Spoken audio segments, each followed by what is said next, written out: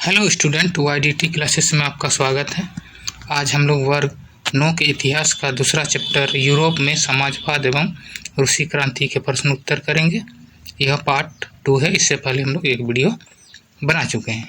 ठीक है, तो चलिए वीडियो की शुरुआत करते हैं, जिसमें पहला प्रश्न है प्रश्न संख्या 3।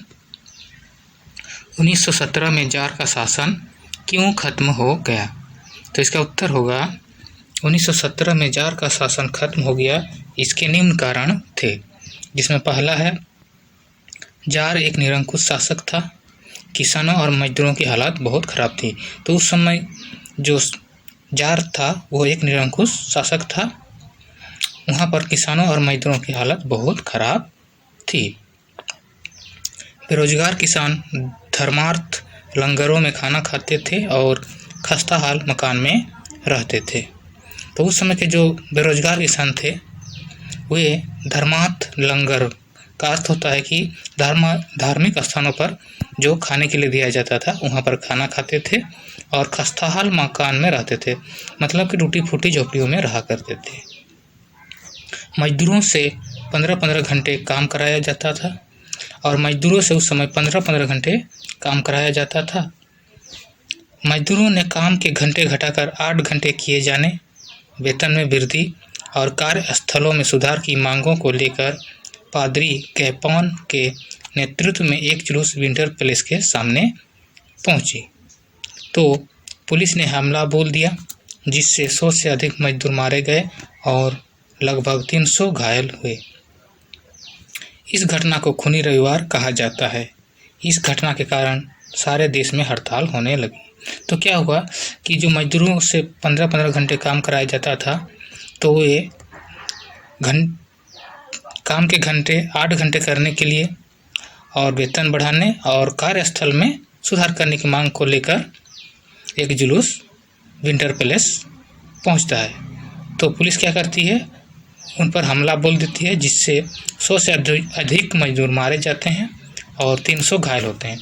इस घटना को खूनी रविवार कहा जाता है, क्योंकि यह घटना रविवार के दिन हुई थी। तो इस घटना के बाद क्या होता है कि सारे देश में हड़ताल होने लगती है।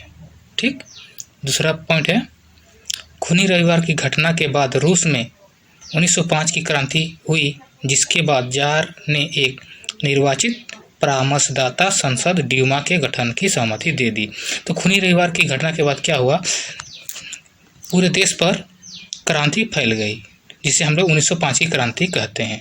तो इसके बाद जार ने क्या किया, एक निर्वाचित परामर्शदाता ड्यूमा का गठन किया, अर्थात कुछ सदस्य होंगे जो राजा को परामर्श देंगे कि कार्य को किस तरह से करना है। ठीक है, तीसरा है रूसी संसद ड्यूमा को लगातार भंग किया गया। जार ने पहले ड्यूमा को 75 दिन, दूसरी ड्यूमा को 3 महीने के भीतर बर्खास्त कर दिया। तो क्या हुआ कि जो वहाँ का संसद ड्यूमा था उसको लगातार भंग किया जाने लगा। जार पहले ड्यूमा को तो मात्र 75 दिन में और दूसरे को 3 महीने के भीतर ही बर्खास्त कर दिया। वो किसी तरह की जवाबदेही या अपनी सत्ता पर अंकुश नहीं चाहता था। वो किसी को जवाब देने नहीं चाहता था और अपनी सत्ता पर अंकुश नहीं चाहता था, इसलिए वो क्या करता था, ड्यूमा को भंग कर देता था। उसने तीसरे ड्यूमा में रूढ़िवादी राजनेताओं को भर दिया। उसके बाद उसने क्या किया कि जो तीसरा ड्यूमा था उसमें वैसे सदस्यों को दे दिया था जो रूढ़िवादी थे, मतलब वो पुराने विचारधारा वाले नेताओं को दे देता है। ड्यूमा से बोल्शेविक मजदूरों और क्रांतिकारियों को निकाल देगा, और ड्यूमा से जो बोल्शेविक क्रांतिकारी थे, मजदूर थे, उन सबको वहाँ से निकाल दिया गया। चौथा पॉइंट है जार निकोलस द्वारा रूसी साम्राज्य में शामिल गैर रूसी राष्ट्रों पर रूसी भाषा को थोपने के कारण देश में टकराव की स्थिति बन गई। तो उस समय जो रूसी साम्राज्य था उसमें बहुत सारे देश मिले हुए थे। तो उन्होंने क्या किया कि उन सब देशों को भी रूसी भाषा अपनाने के लिए कहा, जिससे उन देश में क्या हो गया, टकराव की स्थिति बन गई।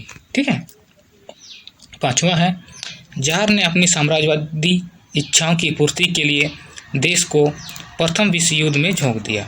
ठीक है, तो जार अपने साम्राज्यवादी इच्छा मतलब अपने देश की सीमा को बढ़ाने के लिए क्या हुआ कि विश्व युद्ध में कूद पड़ा। मोर्चे पर लड़ रहे सैनिक पर वो नियंत्रण नहीं रख पाया, और जो मोर्चे पर लड़ रहे थे सैनिक उस पर वो अपना नियंत्रण नहीं रख पाया। परिणाम स्वरूप रूसी सेना बुरी तरह पराजित हुई, और जिसके कारण क्या हुआ कि रूसी सेना पूरी तरह हार जाती है।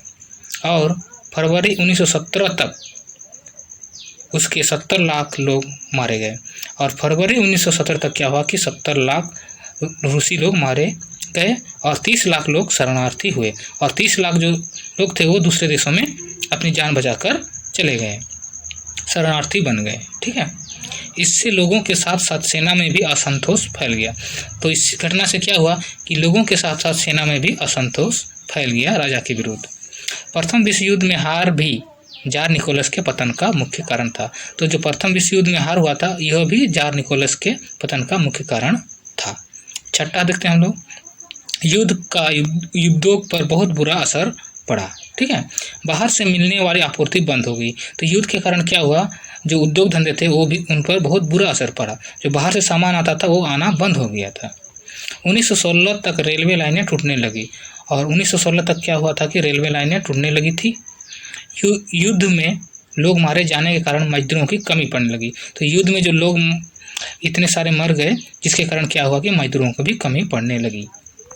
ज़्यादा अनाज सैनिकों के लिए मोर्चे पर भेजा जाने लगा। तो ज़्यादा अनाज क्या करता था कि सैनिकों के लिए भेजा जाता था, जिससे शहरों में रहने वाले लोगों के लिए आटे रोटी की किल्लत होने लगी, और जिसके कारण क्या हुआ कि जो शहर में लोग रहते थे उनके लिए आटे रोटी की किल्लत यानी कमी होने लगी। 1916 में रोटी की दुकानों पर दंगे होने लगे। 1916 में क्या हुआ कि रोटी की दुकानों पर लोग मारामारी करने लगे, दंगे करने लगे। अंत में 26 फरवरी 1917 को तीसरे ड्यूमा को बर्खास्त कर दिया गया, और 2 मार्च 1917 को जार गद्दी छोड़ने पर मजबूर हो गया। तो क्या हो कि अंत में 26 फरवरी 1917 को जो तीसरा ड्यूमा बनाया गया था उसे बर्खास्त कर दिया गया, और 2 मार्च 1917 को जार गद्दी छोड़ने पर मजबूर हो गया। ठीक है, अगला प्रश्न देखते हैं, चौथा हम लोग, 2 सूचियां बनाइए। एक सूची में फरवरी क्रांति की मुख्य घटनाएं और प्रभावों को लिखिए। दूसरी सूची में अक्टूबर क्रांति की मुख्य घटनाओं और प्रभावों को दर्ज कीजिए। तो चलिए इसका उत्तर हम लोग देखते हैं।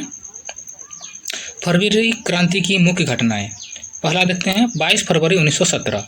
क्या हुआ उस दिन, नेवा नदी के दाहिने किनारे की एक फैक्ट्री में तालाबंदी। तो उस वहाँ का जो नदी था नेवा नाम का, उसके दाहिने किनारे की एक फैक्ट्री में क्या किया गया, तालाबंदी किया गया, मैंने उसे बंद कर दिया गया।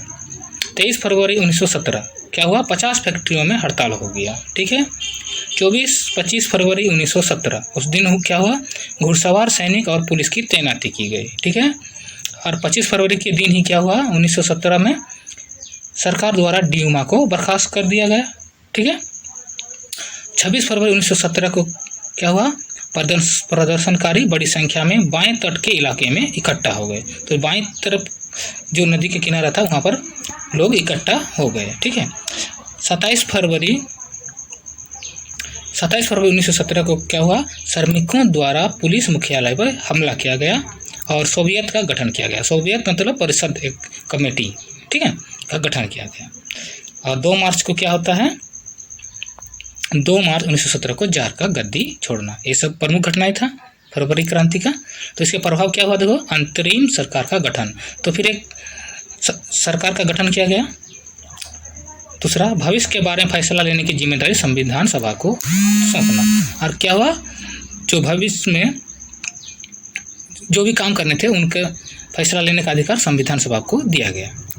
तीसरा देखते हैं, सार्वभौमिक वयस्क मताधिकार, और वयस्क मताधिकार लोगों को दिया गया, वोट देने का अधिकार। ठीक है, चौथा हुआ इसमें क्या, जनसभा करने और संगठन बनाने पर लगा प्रतिबंध हटा ली गई, और जो जनसभा था और संगठन बनाने का जो प्रतिबंध था उसे हटा लिया गया।